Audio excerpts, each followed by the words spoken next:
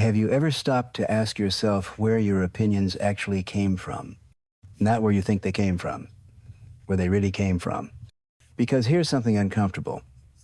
Most of what you believe right now about politics, about success, about what makes a good person, about what you should want from life you didn't choose, you inherited it, you absorbed it, someone else put it there, and you've been walking around ever since thinking it's yours. That's not an insult. That's just what happened. You were born into a specific family, in a specific place, at a specific time, and from the moment you could understand language, people started filling your head with their version of reality. Your parents told you what was good and bad. Your teachers told you what was important and what wasn't.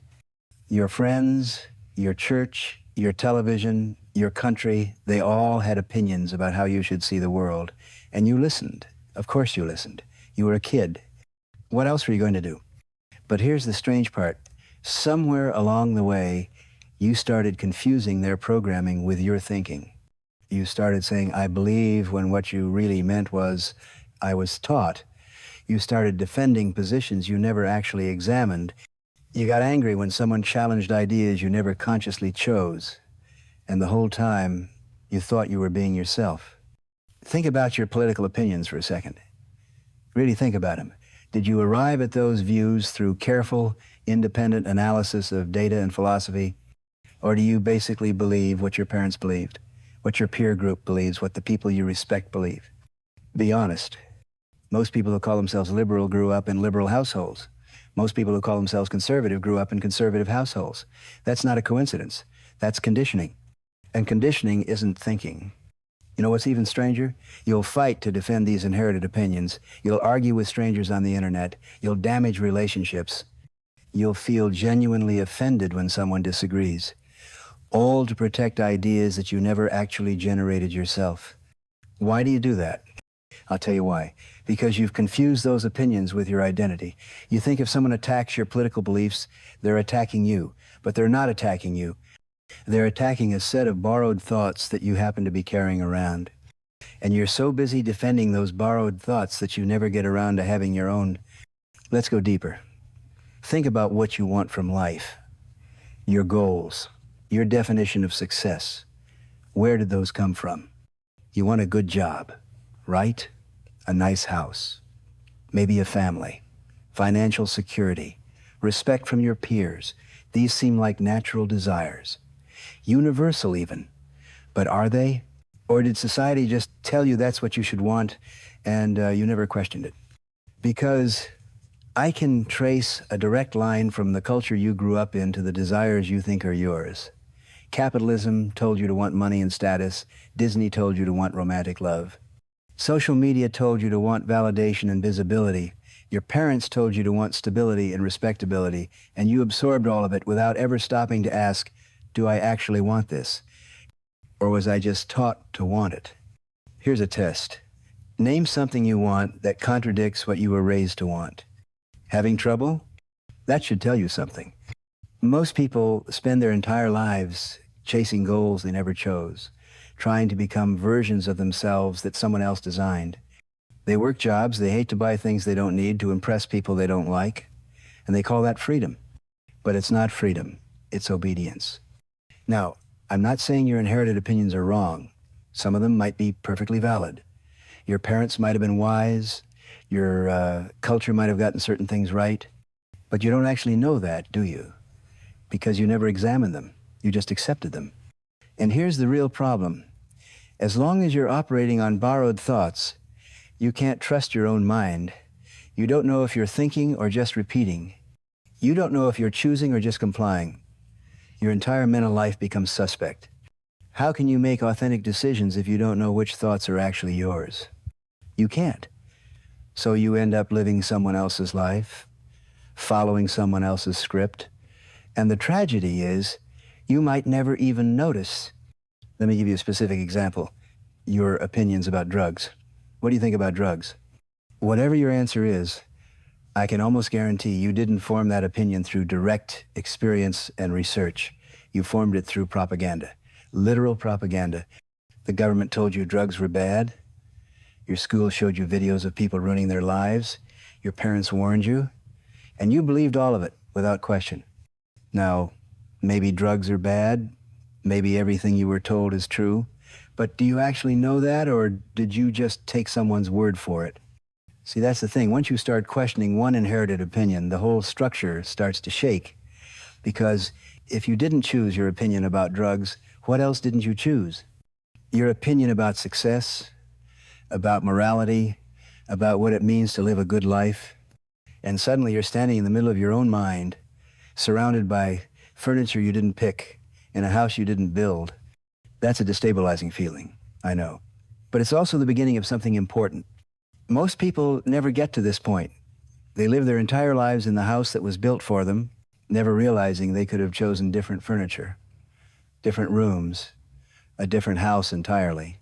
But you're different. You're reading this, which means some part of you already suspects something's wrong. So let me ask you again, where did your opinions come from? And this time, really look. Don't tell me the story you tell yourself. Don't give me the rationalization. Just observe. Watch your own mind for a minute. Notice how quickly you jump to defend certain ideas. Notice how uncomfortable you get when someone challenges your worldview. Notice how automatically certain thoughts appear. That automaticity? That's not you thinking. That's programming running. Here's what really gets me. You probably consider yourself a free thinker. Most people do. You probably believe you have independent thoughts, that you question things, that you're not like all those other people who just blindly follow. But are you, or is that just another opinion you inherited? Another comfortable story you tell yourself so you don't have to face the uncomfortable truth? Because the uncomfortable truth is this: real independent thought is rare, it's difficult, it requires you to question everything, including the parts of yourself you're most certain about. It requires you to sit with uncertainty, to admit you don't know, to rebuild your entire worldview from the ground up. And most people aren't willing to do that. It's too scary, too destabilizing. So they just keep repeating the thoughts they were given, pretending those thoughts are theirs, defending them against anyone who dares to question. Is that what you're doing right now? Are you getting defensive? Are you already formulating arguments in your head about why I'm wrong, about why your opinions really are yours? Notice that. Notice how fast your mind jumps to defense mode. That's not rational thought. That's ego protection. That's your conditioning trying to preserve itself. And the conditioning doesn't want to be examined. It wants to stay invisible. It wants you to keep believing that your borrowed thoughts are original thoughts. Because the moment you see the difference, the moment you really see it, everything changes. You can't unsee it. You can't go back to unconscious repetition. Once you realize most of your opinions aren't yours, you have to make a choice. Keep pretending or start thinking.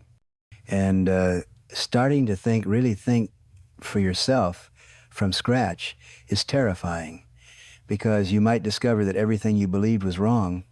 You might discover that the life you're living isn't the life you actually want. You might discover that you don't even know who you are underneath all the conditioning. That's why most people don't do it. That's why most people spend their whole lives defending inherited opinions, chasing inherited goals, living inherited lives. It's safer, easier, more comfortable. But is it honest? Is it real? Because here's what I've learned. You can live your entire life as an echo, repeating other people's thoughts, playing out other people's scripts, being the person you were trained to be. Or you can wake up. You can start questioning. You can begin the uncomfortable work of figuring out what you actually think, what you actually want, who you actually are. And I'm not going to lie to you, that second path is harder. It's lonelier. It requires you to disappoint people, to reject expectations, to stand apart from the crowd and endure their judgment. But it's the only path that leads to something real. The first path, that's just sleepwalking. You're alive, technically. You're going through the motions, but you're not really there. You're just a collection of other people's ideas, walking around in a body, pretending to be a person. Is that what you want? I'm guessing not. Otherwise, you wouldn't still be here, listening to this, feeling increasingly uncomfortable. That discomfort, that's a good sign. That means something in you recognizes the truth of what I'm saying. Something in you wants more than just inherited opinions and borrowed lives. So what do you do with that? Well, First, you get honest. You stop pretending your programmed responses are original thoughts. You stop defending ideas just because you've held them for a long time. You admit that you don't actually know what you think about most things. You've just been repeating what you were told. And that admission, that simple, honest admission, is where everything begins. Because you can't think for yourself until you first acknowledge that you haven't been. You can't find your own opinions until you first recognize that most of what you believe came from somewhere else. And once you make that recognition, once you really see it, you can start the real work. You can start examining each belief, each opinion, each desire. You can ask, is this mine? Or did someone put this here? And here's the beautiful part. Once you start doing that, once you start clearing out the borrowed furniture, you make space for something new, something actually yours. Thoughts that come from direct experience, observations that come from genuine attention, desires that emerge from who you really are, not who you were trained to be. That's when life gets interesting. That's when you stop being an echo and become a voice. But I'm not going to tell you what to think. I'm not going to give you a new set of opinions to replace the old ones, because that would just be more programming. That would just be trading one set of inherited beliefs for another. What I'm offering you is something different. I'm offering you permission to not know, permission to question everything, permission to sit in uncertainty while you figure out what's actually true for you. And that permission, that's terrifying for most people, because we've been trained to always have opinions, to always know, to always have answers. Uncertainty feels like weakness. Not knowing feels like failure. But it's not. It's the beginning of real thinking. You see, the people who control you, the governments, the corporations, the institutions, they need you to have strong opinions. They need you to be certain, because certain people are predictable. Certain people can be manipulated. Certain people will fight for the ideas they were given and never question where those ideas came from. But uncertain people, people who don't know, people who are still figuring it out, those people are dangerous. Those people can't be controlled. Those people might actually think for themselves. So the system trains you to be certain. It rewards conviction. It punishes doubt. It tells you that not having opinions is the same as not having a spine. But that's a lie. The real cowardice is clinging to borrowed thoughts because you're too afraid to question them. The real weakness is defending inherited opinions because you've confused them with yourself. Strength is saying, I don't know. I need to look at this more carefully. I need to think about this for myself. And that's what I'm inviting you to do. Not just with one opinion or one belief, but with everything, your entire worldview, your entire life. Ask yourself, what here is actually mine? What did I genuinely choose? What would I believe, want, or value if I had been born into a completely different set of circumstances? Because that question reveals something important. It reveals how arbitrary most of your opinions are, how contingent, how dependent on factors you had no control over. And once you see that, once you really understand how accidental your current beliefs are, you can't take them seriously anymore. You can't get worked up defending them. You can't tie your identity to them. They're just thoughts. Thoughts you happen to pick up along the way. And thoughts can change. You can change, but only if you're willing to look, only if you're willing to question, only if you're brave enough to admit that most of what you think is yours isn't actually yours at all. So here's my final question for you. Not a rhetorical one, a real one. Are you willing to find out what you actually think? Are you willing to strip away everything you were taught and see what's left? Are you willing to spend some time not knowing so that eventually you might actually know? Because that's the only way forward. That's the only way out of the trap. You can keep living with borrowed opinions, keep defending ideas you never chose, keep chasing goals someone else set for you. Or you can wake up, start questioning, start thinking. The choice is yours. Well, actually, that's not quite right. The choice is yours for the first time.